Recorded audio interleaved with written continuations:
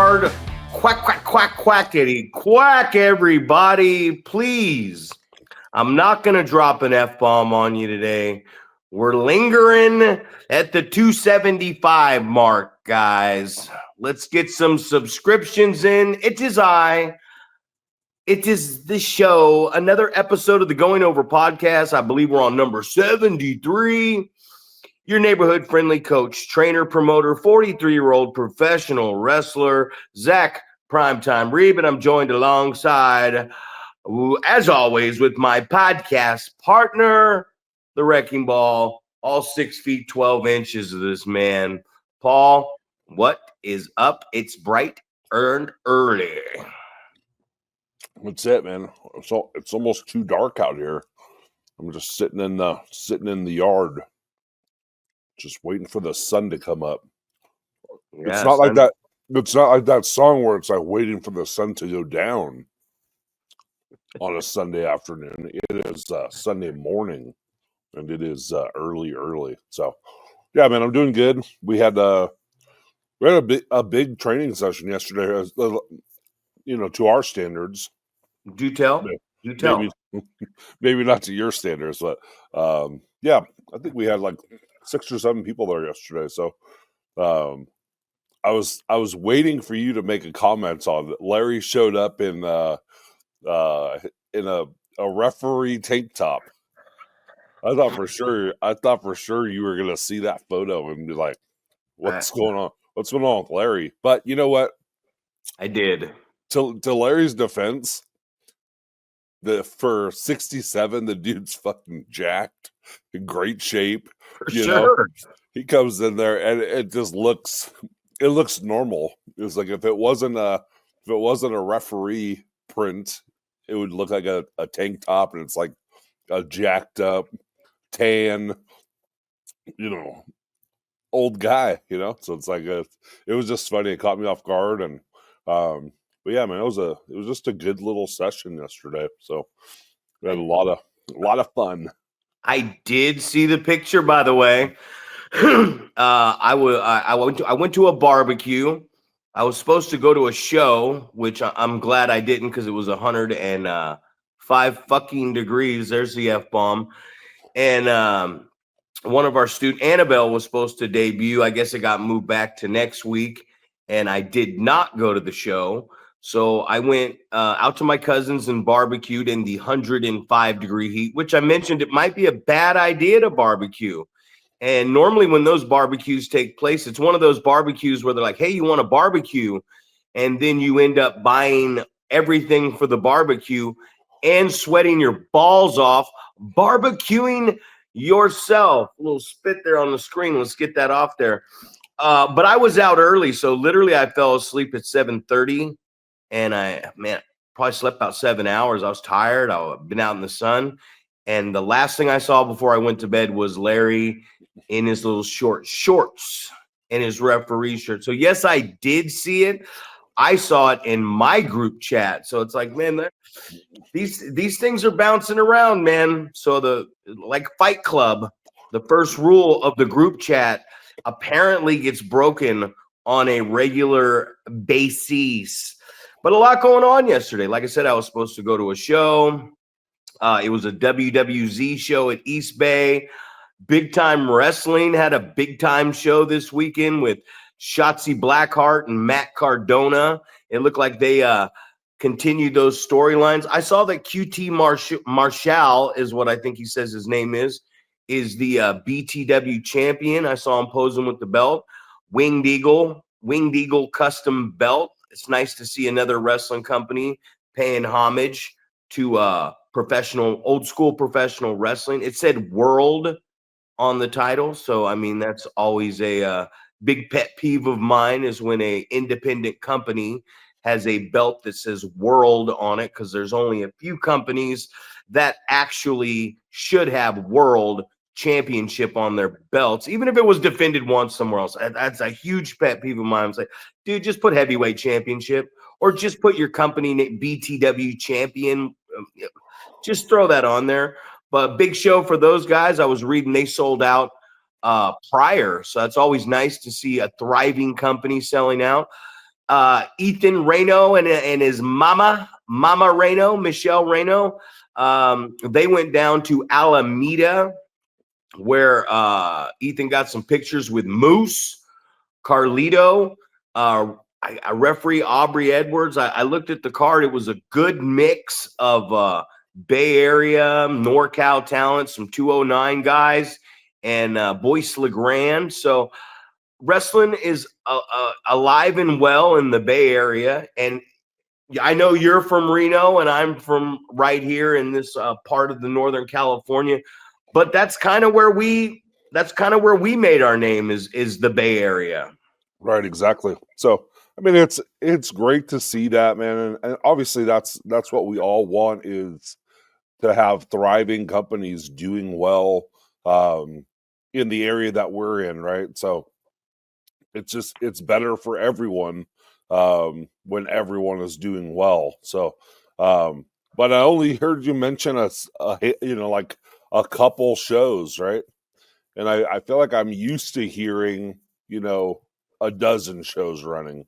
So I think that's where we kind of get into the mud a little bit, where it's like, you want to see companies do well, but then it's like we often talk about the oversaturation of the product, where instead of having a bunch of good skilled guys on one card, you have one or two, and then it's like, okay, so then what happens with the rest of your show in the matches that you don't have, a guy that's going to be able to do a really good job in many of the things that we talk about. We talk about, like, someone just was listening to the last podcast when we were talking about the heel doing their job, and I got a bunch of questions about that. It's like, what is supposed to happen and things like that, and what's the difference, like, I don't know, just questions about that. And so you want that on shows. You want people to be able to do what they're supposed to be doing in their role, and not having a lull on the card where you have no fan reaction, or fans are sitting on their hands, or whatever, because the guys are just going through their choreographed match, and it doesn't matter what the fans react like. They're going to do their spots regardless.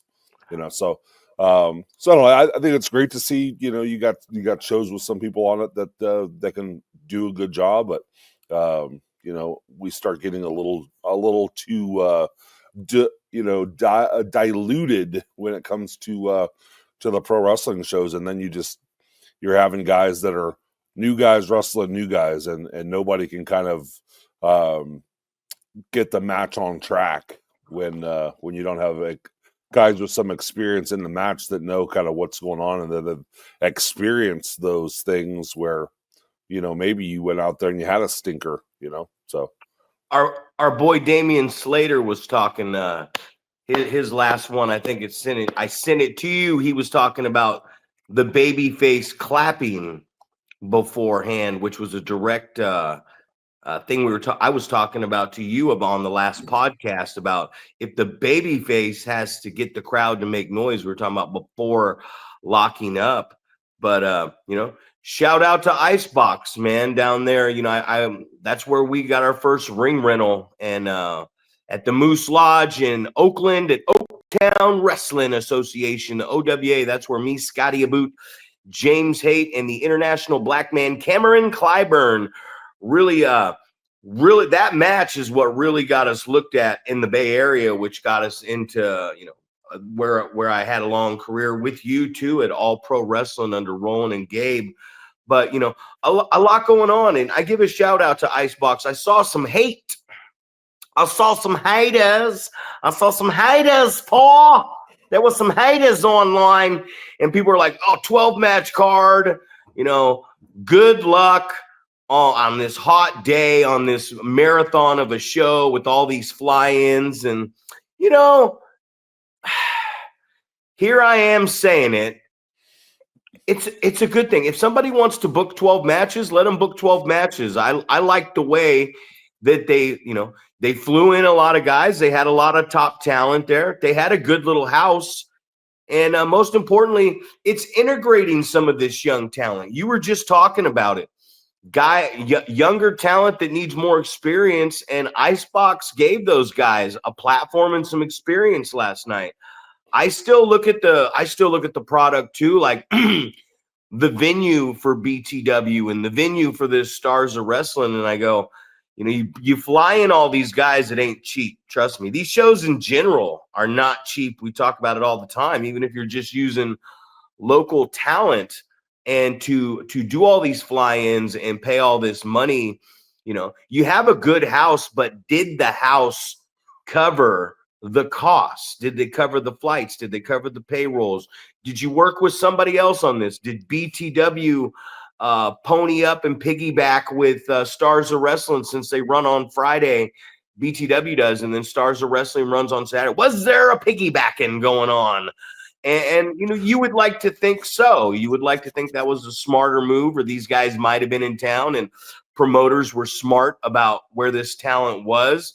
But then you look at it and it's like the state of pro wrestling. It's hot. There's a lot going on, right? But when you look at the attendance with all the names you bring in, it's like it's not the guys really aren't drawing. And I don't mean that as a slight or down at anybody, but it's like you got all this talent on your show. I saw Carlito there. You had Moose from TNA. They had a bunch of other talent on the card, and BTW had a lot of talent on the card, and they sold out in the pavilion, right, where they've always been running. Shotzi Cardona on the card, and that's good to sell out. But back in the day, man, and they always say, I don't want to be those guys that say back in the day, but back in the day, when you brought in a Hacksaw Jim Duggan or a Honky Tonk Man or a Bushwhacker, a Sandman, something like that, you were expected, the house was expected, you could put it in a larger venue because you were expected to really draw off of the name power. And that becomes the problem of seeing so much professional wrestling. Right, exactly. And I guess and that's always kind of my my mindset. People are like, "Oh, why don't you fly people in, or why don't you use higher dollar talent?" It's like you're always looking at it from this business perspective, and you're wondering, is there going to be a return on your investment? Are you going to pay $1,000 to bring someone in, and are you going to recoup that money? So it's it's as much as you want to have, and as much as I'm a proponent of having those high level guys on your card that other guys can learn from. Like the big goal for us is we want to grow the talent in our community here in our area, because not only is it going to be better for wrestling in this area, but hopefully it's going to be better for our product, individually as well, because if we have, guys that are getting to work those fly-ins, then they're going to get that experience, and hopefully they can bring that to your show as well. So it's definitely a double-edged sword. You want to get that experienced talent in the door, but you also have to look at this as a wrestling business, and that being a big part of it, the business aspect. And are we bringing people in just to say, hey, we got this, I had this guy on my card, or I brought this guy in so I could take a photo with him, or so I could say that I've got his telephone number or whatever. But what are we doing from a business aspect? Are we losing money just to say I had this guy, this guy was on my card at some point? Or are you doing it as a way to make money off of it? Are you, I was talking to a guy yesterday that was like, very, very big picture thinking, hey, we're gonna start running in a casino here, and like this is gonna be how our company explodes, and and hey, soon, Steve, you're gonna make a living off of pro wrestling. And I'm just like, fuck, man, I've heard it 1,000 times, that there is something that's going to make your product explode. And obviously, as much as you love to hear it, right? As much as you love to hear it, and you love the opportunity to make a living off of pro wrestling that we've always wanted to do. You've heard the pitch 1,000 times of how this is gonna happen. Oh yeah, man, it's gonna be huge, right? And obviously you have to put in the work to make it something that people are going to want to see. We talked about how running the same venue month after month is going to create some some staleness, where people are going to say, oh well, I'm not going to come this month because you guys are just going to be here again next month, so I can skip this one. So trying to create that atmosphere where it's that people have to be there. They don't want to miss it, right? Because you've got I'm not gonna get an opportunity to see it. If I don't go this month, I won't get to see it for the next 3 months or whatever. So trying to create that that environment where people are just like, they don't want to miss it, right? So the fear of missing out, I guess. So FOMO. FOMO, bro. Homo. It's been I'm going 26 years, man. 26 years since 99. And there was a year to a year and a half period where I flew around and took bookings. And as a performer, I think I'm 23 to 25, somewhere in that range. That's what I did for a living, was I wrestled. So I had that taste of it early on, and I didn't like it. I didn't like that aspect of it. I didn't like traveling. I didn't like getting on airplanes. I didn't like always being gone. So immediately following that year and a half of where all I did was professional wrestling, I didn't clock in at a job. I went about 4 or 5 years running one venue, and you worked that venue. We always packed that venue out with sponsors and everything. I was just too young. I wasn't mature enough. I made a lot of money once a month, right? And for 4 years, I didn't. So for 5 total years, I didn't clock in at a job or nothing. I just was doing this, and then personal things got in the way. But now I haven't worked in a little over a year, man. I took a chance on myself now that I'm mentally prepared where I'm at. So that is always the hope for everybody, is we want to make a living out of this. This is what we want to do. And it's always exciting when somebody else gets behind us and says, man, we're gonna blow up. This thing's gonna happen for us. I just look at it and go, okay, there was a lot of wrestling going on, and there was a lot of outside talent and fly-ins that came into the Bay. That's a good thing. Ethan went down there. I'll see him today at training. I saw him. He was taking pictures. The good thing is, like, you're seeing this 18-year-old take these pictures with Carlito, and he's the same size. You're like, oh shit. And then you see him take a picture with Moose, and Moose is 6'5", and you start to look at this kid and you're like, he's just now starting to, the last couple months, we've been going to the gym every day, every morning, go to the gym. We take 2 days off a week, and those are training days. And you're like, yeah, you know what?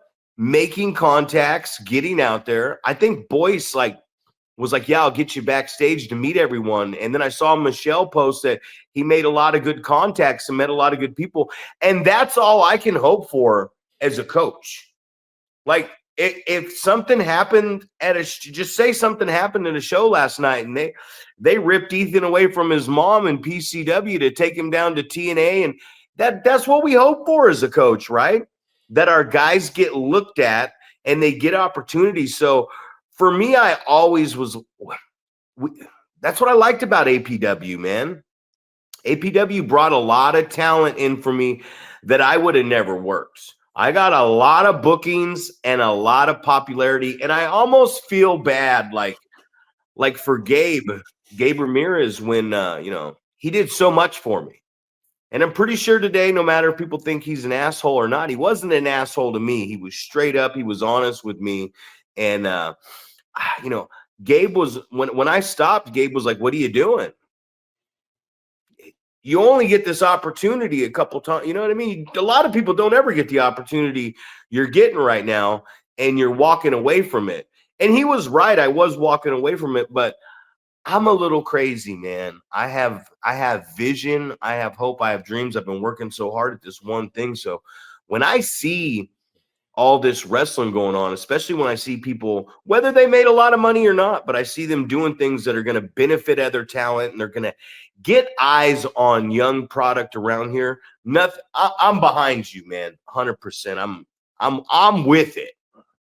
Of course. Well, and I think that's the big picture of the whole community here that we're involved in is one in the best. And I think, I don't know if it's misconstrued or not, or what people think about the reason that we do this podcast, but I always have this this underlying reasoning of trying to better this community that we're involved in. So so when we see that type of stuff happening where people are having opportunities to network with guys that potentially could get them a shot, right? You think about like the people in these different companies. I remember Aubrey Edwards refereeing our matches in Portland at WCWC, and just how you could see that she was going to make it because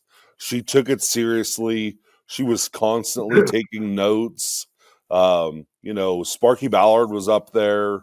You had the Ballard brothers. You had the younger Hepner, the son that refereed in TNA. Sparky was there last night.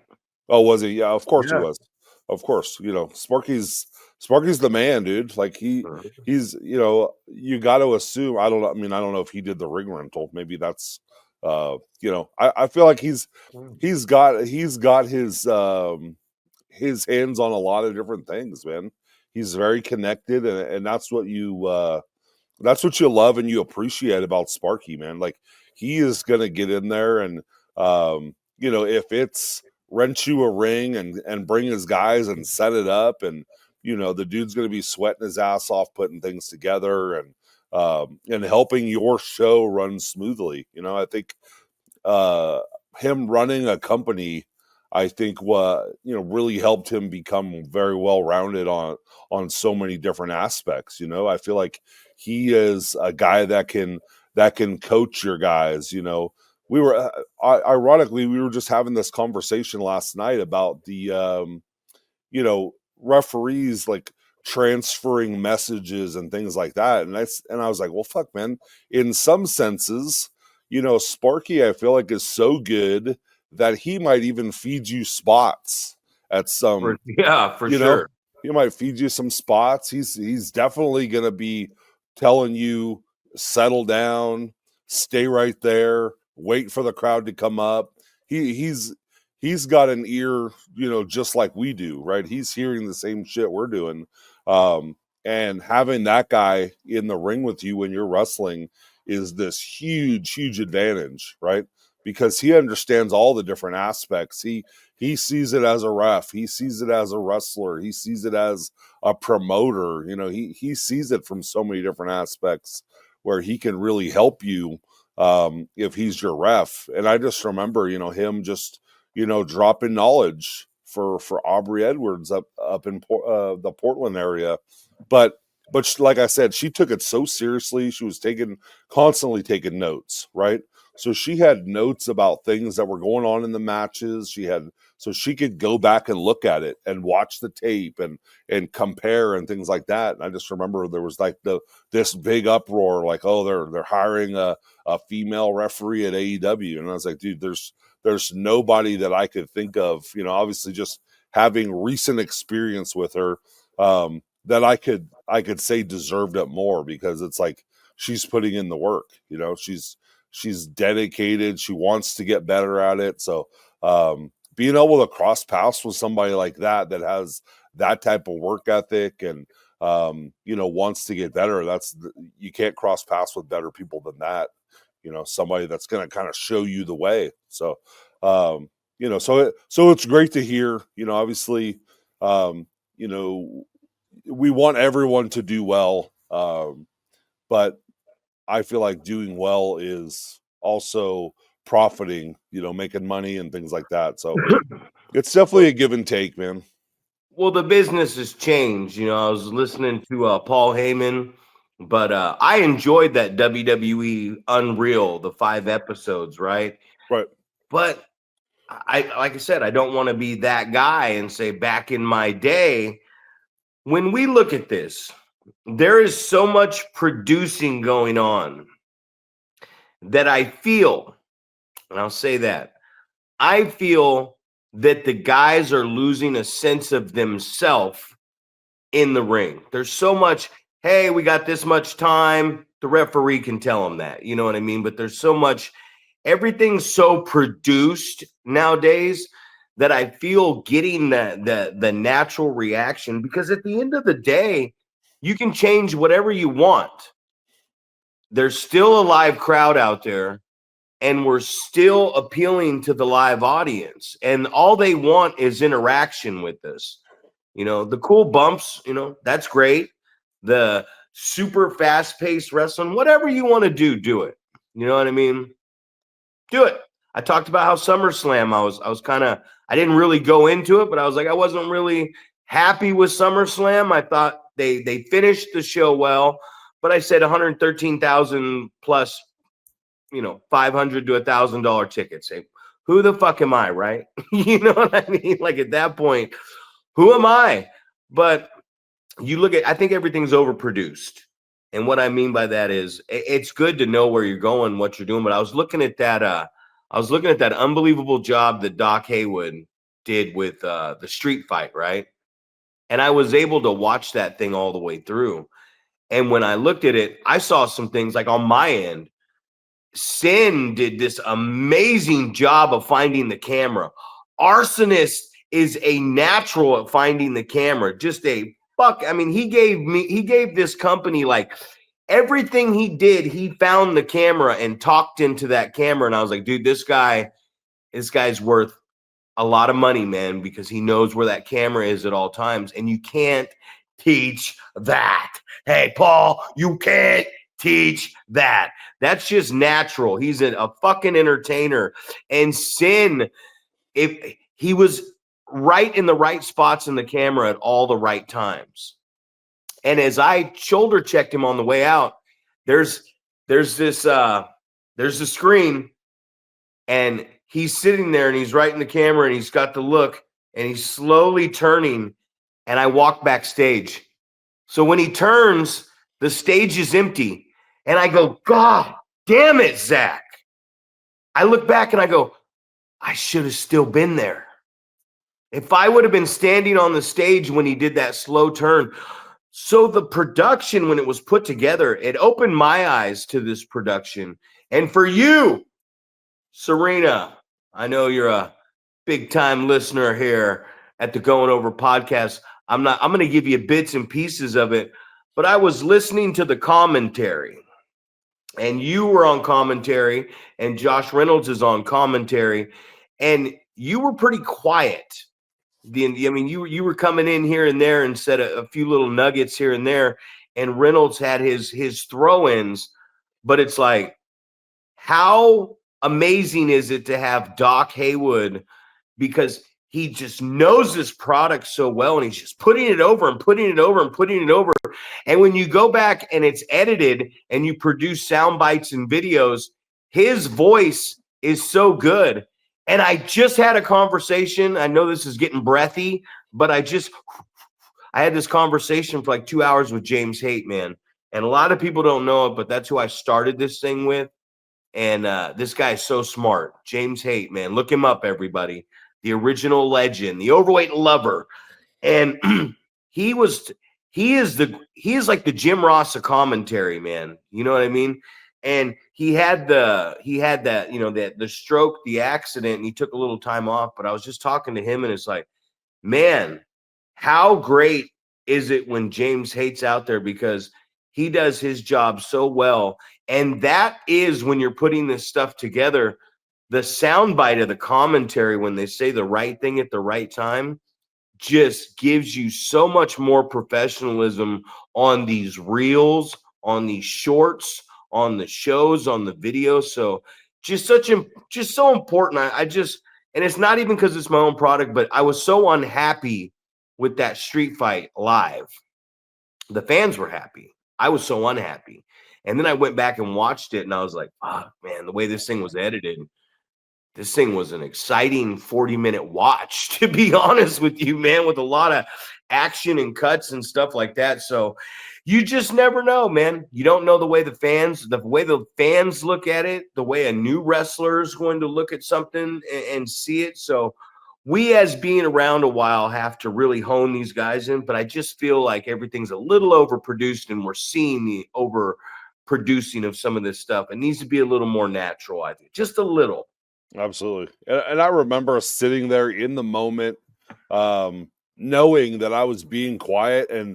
But for me, it was, I didn't know what to watch. I didn't know what to talk about. And, after the fact, I'm thinking about like, well, fuck, man, like, how are you going to know what they're recording as well? Like, I don't know if Doc is also watching where the cameras are so he can talk about what's being filmed and things like that. I just think, fuck, man, this guy's he's just got a knack for doing this stuff, and it's just like there's just so much to learn. You got to know, like, because if you're talking about something that they're not filming, then it's going to be difficult. It's not going to make sense when you're listening to it as a finished product, right? Because you're going to be talking about something, and it's like, well, I can't see that as a fan, from the camera perspective. So, it's just like just like anything, man. It's this learning process of what's going on, like trying to get that piece right. So that's like something as I'm watching that. I was watching it last night as well, the street fight. So I'm thinking like, well, fuck, man, like, I got to get better at watching where the camera's at so I can, and I guess in most cases it's fairly easy because there's only action in one place or whatever, right? Or maybe there's action in two different places and you've got two cameras. So either thing you're talking about is going to be on film. But in the case of this bigger match, it was like, I felt like I had a loss. And I think it's something that you can think of from a fan's perspective as well.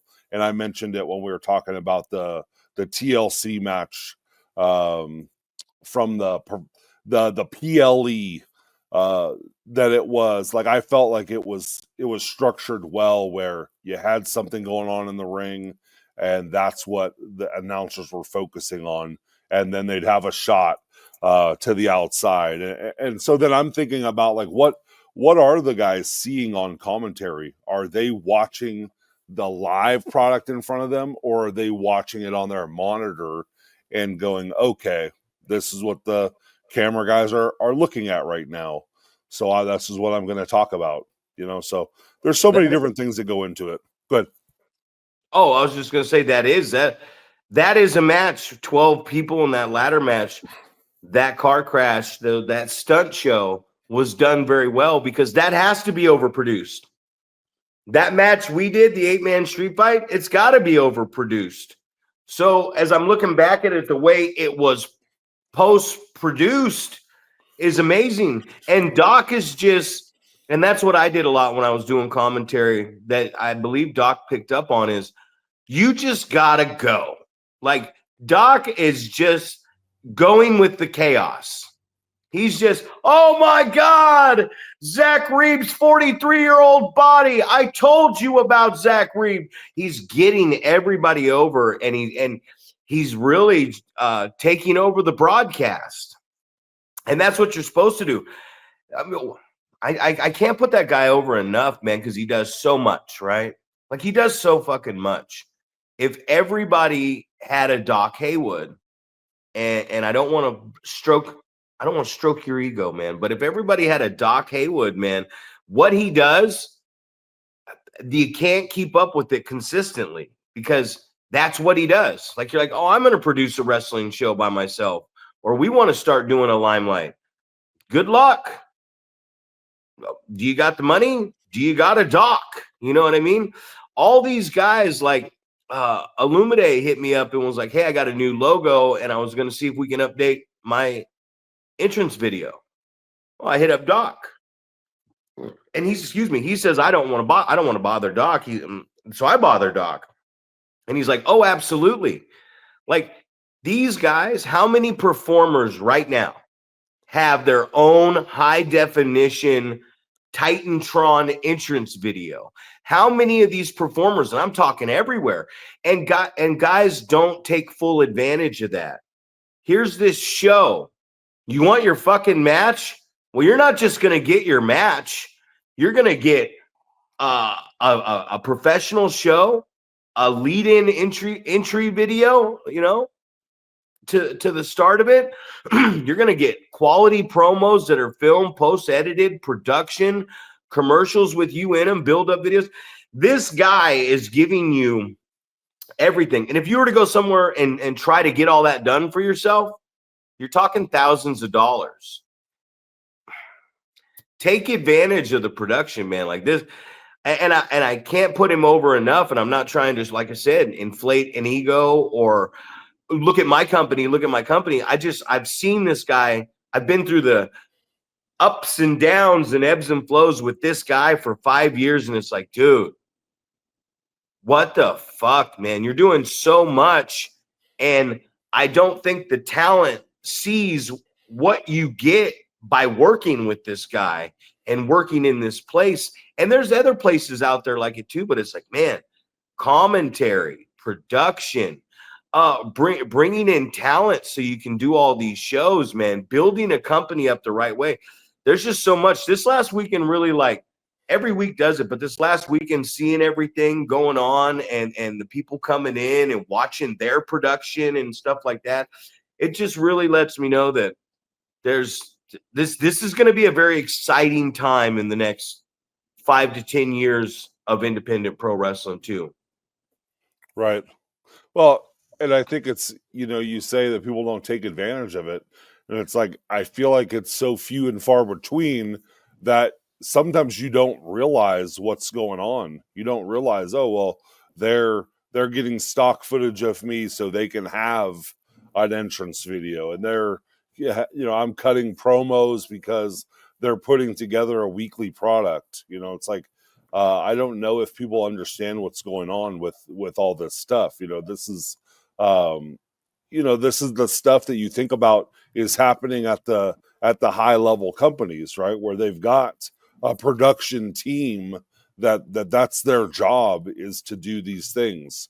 So most of the time you go to a company, there isn't someone that's pulling you aside and saying, hey, I need you to cut a promo about this. I feel like I was spoiled going to Portland wrestling, and I felt like a lot of us got an opportunity based off of some of the guys in NorCal kind of, paving the way a little bit for us. So, you go up there and I've talked about it before. We would go up there and it would be like an all day thing. They'd be like, all right, you got to be at the venue at 8 or 10 o'clock in the morning. And they've got the lineup of what promos you're cutting, because they're putting together 4 episodes of weekly television. So it's like, hey, you got a promo to open week 1. You've got, intermission promo week 2. You're talking about this, to end the show week 2. You've got this thing for week 3, like all these different promos lined up, and giving you the backstory of what's happening. Hey, you're cutting this promo. You just got done wrestling so-and-so. This is what it's leading into, trying to get you in the right mindset to talk about what they want you to talk about. And that's just another thing. And I've mentioned this before about Doc is, he knows all the promos that were cut earlier in the day. So he kind of knows, where that's going to fit in the show. And like I said, sometimes I feel like I'm just like this puppy dog on the leash, and he's just kind of pulling me around in the direction that we need to go, because sometimes it's like, that's all the time we got for this week, folks, and I'm just sitting next to him, just completely surprised, because I don't know that this is the last match of, the first week or whatever. I don't have all the insight on that. This is just things that are going on in his mind. And I know it's conversations that you guys put together, like, hey, we got this many matches on this show, and this is how I see it on the next couple weeks as far as the YouTube show. So I think it's always, it's just cool to see that, kind of playing out live while we're sitting at the commentary table, understanding that there was a promo cut backstage, and this is where it's going to fit in, and, let's go backstage and blah, blah, blah. And I'm looking around like, go backstage. What am I looking at right now? And then it's just like, we're just laying out for a few minutes while this is where that promo is going to be inserted into the footage. So I think it's just a cool scenario, man. And how cool is it that Lumine knows I got a new logo, I want to get a new entrance video. So that's a guy that's taking advantage of it. And we've talked about that guy over and over, just 100%. Just how, he understands what's going on. He gets the value of it. He appreciates what's going on. So, it's just something that not a lot of companies have. You don't have somebody that's like, hey, I'm a dedicated production guy. I'm going to put your television product together. So That's something I was talking to Travis Alexander at class on Thursday, and we were talking about some stuff afterwards, and we're talking about the Illumide thing, because I paired those two guys up together, and they did some pretty good work. And I was telling him, I'm like, you can take that on the road, like to be a villain, to be the heel or whatever, and understand that guy is the baby face. They like that guy. He's going to be over. I want to do business with that guy because we can do some good business together. And I don't think people look at that nowadays. They look at it as let's get in the ring and let's wrestle. I want to get on this show, but you got to be looking up that card and saying, hey, who's on top? Listening to that crowd. I heard Undertaker saying it the other day. He said the wrestlers are back there taking TikToks and stuff. Nobody's watching the monitor anymore. And it's been a topic that goes around where people are like, oh, yeah, that's back in the day. And it's like, no, you should be watching what the fuck is going on. You know what I mean? And that's where I get it's overproduced thing going on, is because it's like maybe they already know everything that's going on, so they don't need to watch the match until it's a cool marquee moment that they want to see. And I just always look at it and say, going back to it, just a little overproduced. And that's such a good thing, like we talk about with the production and the videos and doc and everything like that. I think every company should be striving for that. I think if you're a startup company, I think you should have a lot of content. We should be able to go on social media and watch a shit ton of content. You know what I mean? We should be able to go to these shows, and guys should be able to understand what stock footage is. I'm not doing anything different than what's been done in the past. I'm just teaching and coaching and giving guys opportunities to learn these things so that when they get to that next level, they know what stock footage is. They know how to cut a promo. The promo is the thing that confuses me the most. It's because we hear so many fucking promos that are the same. Just insert my opponent here. If you can't go into a company and you don't have anything to talk about from the last time and an emotion that you have and how you feel, then you're just wrestling to wrestle. You know what I mean? Like you're wrestling to wrestle. I was talking to a guy the other day and I said, what happened to you after the match, if you were to do an interview and you talk about what happened after that match with that finish, by the time you make it to the locker room 20 minutes later, those would be two different emotional promos. Oh, this guy cost me the match inadvertently. Now I'm pissed at him. Now I go backstage 20 minutes later and the promo's different because now the adrenaline's wearing off. We've kind of thought about it. And now he's trying to explain to me what happened. I didn't do this. I got caught with the belt or something.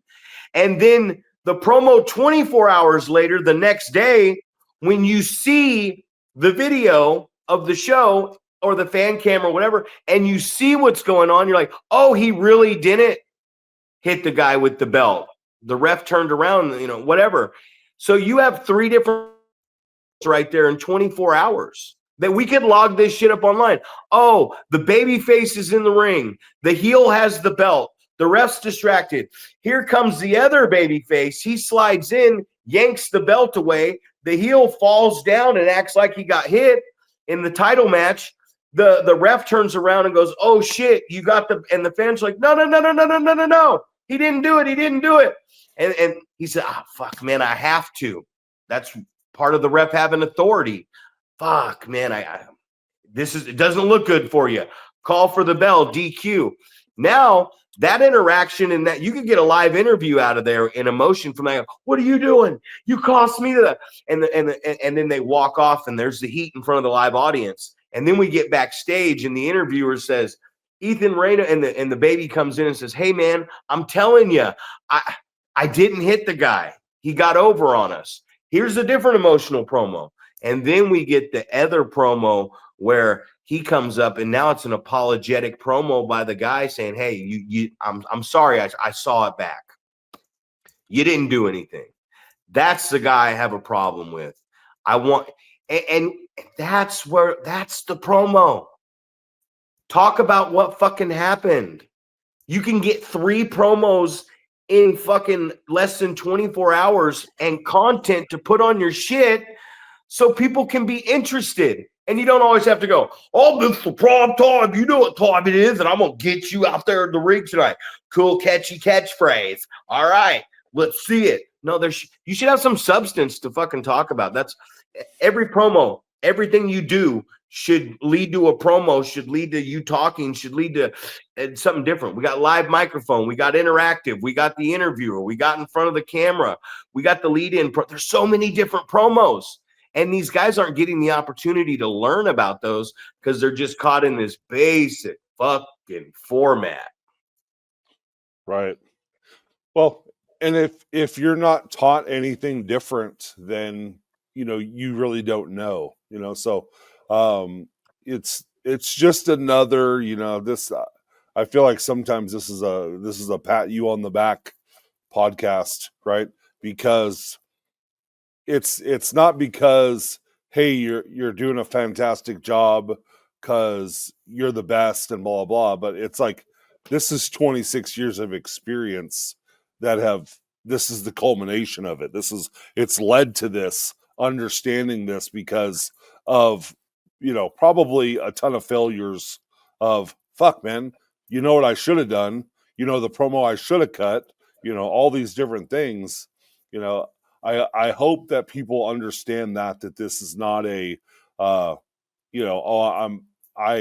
broke into the business and I had all this information already in my head. This is you know what I'm saying? I mean, this is a culmination of years and years of experience and, being at the different places where they're doing things like this. Like, you can't discount the territory, right? Where Tom Bocci and Drake Nelson were putting together this, I don't know what you would call that, the style that they were doing, but it was so much different, right? And I just remember raw. Right. And I just remember all the different, like, just ideas they were coming up with to get different camera angles. I remember at one point them, like, I feel like they were like taping a tripod, a closed tripod on the corner post. So they had a corner view of the shot. And, it would always be like, we talk about the production meeting, um, and how it doesn't necessarily have to be the welcome backs and the, oh, this guy's great and blah blah and um, you know who's going up and all these different things. I just remember in these production meetings it was more like these guys going, hey, there's a camera in this corner, so if you're going to hit this buckle, just be careful, don't fucking hit the camera, like just different stuff.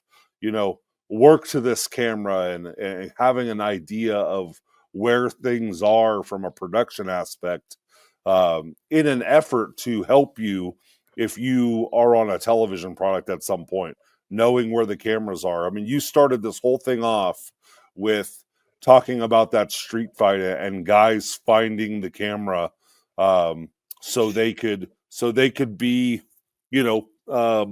shown on there. They could be featured. So, it's like it's full circle of just this podcast in general, and this is first full circle as far as learning about these aspects of the business. Yeah. So I don't know. So I just remember those type of things happening. So, and then getting to watch that afterwards, and so it's this big learning process that you'd love to have all this information right up front. You first start training to be a wrestler, but Too much.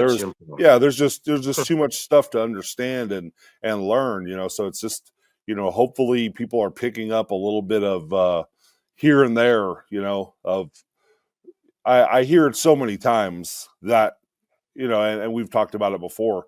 I heard something on the podcast and I put it into action this weekend, during this wrestling show, or I was doing something and you guys were talking about it and it clicked for me. The whole thing about if you think we're talking about you, we probably are. Doesn't necessarily mean it's a scenario that we saw something that you did, but this is a scenario that happens frequently that we know you're probably going to stumble across at some point. And it's going to affect everyone at some point. Everyone is going to have to cut a promo at some point. People are going to be in those situations where right after the match you're cutting a promo versus, the getting time to think about it and then having something a day later or a week later or whatever, where you can kind of reflect on what's going on and you got to watch the footage and, and that's why it's so important to go back and watch stuff, right? Go back and watch your own stuff, and not to jerk yourself off or pat yourself on the back or anything like that, but, to go back and critique yourself. There it is. The old pat and rub, tug and pat. Two at once, multitask. So, but yeah, I think it's so important to go back and watch your stuff. And, we talked about how many guys are out there recording matches, right? And putting them up online quickly and giving you an opportunity to go back and critique what you're doing. And I still don't know how many people are doing that. I don't know how many people are going back and instead of looking at it as a how can I get better, a lot of people are watching their own film and going, look how good I am. Look, check out this cool flippy spot I did, or hey, check out this new combo I put together, even though I'm 130 pounds and the guy I'm wrestling is 215 pounds. Watch how I knock him off of his feet with this cool move. And I picked him up and slammed him and all this different stuff. Well, that's the thing. We ain't going nowhere. We ain't going nowhere. Can't be stopped now. I'm a P. Diddy bad boy, right? Get the lube. But The thing about it is this, man, and this is the truth. Like I was saying about Arsonist earlier, Sin did an amazing job. All those shots on the camera. What a professional, right? What a fucking professional. Ladies and gentlemen, 5 minutes remain in this podcast. 5 minutes. But Arsonist, second to none right there. I can't put that guy over enough. But if you want to watch a master class in a professional wrestling ring from start to fucking finish, go watch the Street Fighter. Go watch anything this guy does. As I go back and start to watch him now, I have not seen in the level. I have not seen anybody. JMM was pretty good at it. I thought I was pretty good at it. But I haven't seen anybody as good at finding the fucking camera and knowing where it's at all times. The Arsonist. Sucking his cock right now. Yes, I am. But it's the truth. If you want to watch how a professional wrestler is supposed to find the camera at all times and know where to place himself, that guy is hands down the best at it that I've seen so far.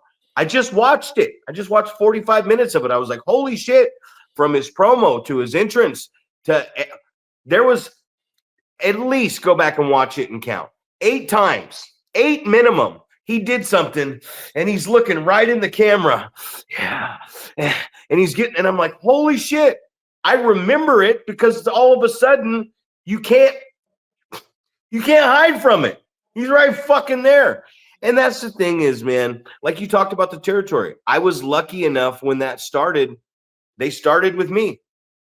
I was lucky enough to have that opportunity. I was lucky enough to be in the car many times with Gabe Ramirez and Shannon, you know, when he would click those ideas and be like, oh man, tonight we drew 1,500 people in Santa Maria and I did all this, you know, and I got all these contacts, and you go, hey, well, don't talk about it, be about it, right? So there's been a lot of cool. I was there when Fog City gave me the platform after working the Black Pearl and was like, hey, I said, I want to do something different. They don't like me here. I was able to bring in Marcus Mack and Nicole.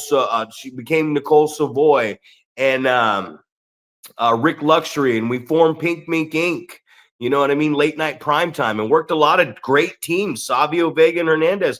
I was there when Dave Dutra and Matt Carlos were coming through and was able to put them with Rick and PCW to further Pink Mink Inc. because I was a babyface.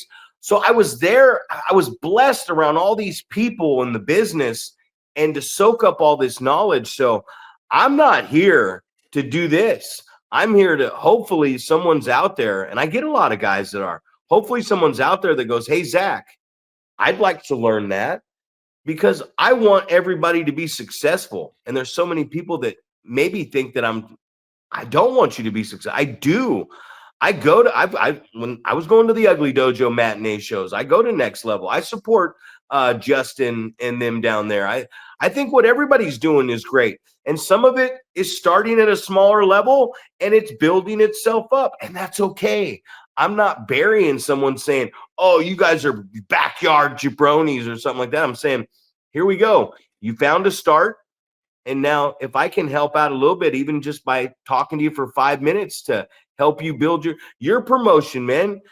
I was honored that you asked me a lot of questions and we became so close and I was able to help you out, man. And that's what this podcast is for. We're here to help people. And sometimes it might come across like we're saying some shit, but we are saying some shit because we don't want you to fail and fuck up like us. Right. And I think that, I mean, it's just a life lesson. You know, you talk about, you know, your parents want that for you, right? They want you to not fuck up. They want you to figure out and navigate life. And, you know, I feel like we're very much that, you know, trying to be hey, this is the mistakes we made. And here's the way to try to avoid making those same mistakes. And, you know, like I look back at opportunities that I potentially could have had if I did something different. And, you know, so you just want to pass those things on, right? I'm too old to take advantage of the knowledge that I have right now. But I'd like someone else to have the opportunity to take advantage of it. So My two dads. my two dads. My two dads right here. Hey, please subscribe. And most importantly, you're probably not going to, everybody's not going to agree with you. Not everybody's going to like you. So subscribe. And if you don't, respectfully, love you all. For Zack Primetime Reeb, there it is. And the Wrecking Ball Paul Isadora, we're going over.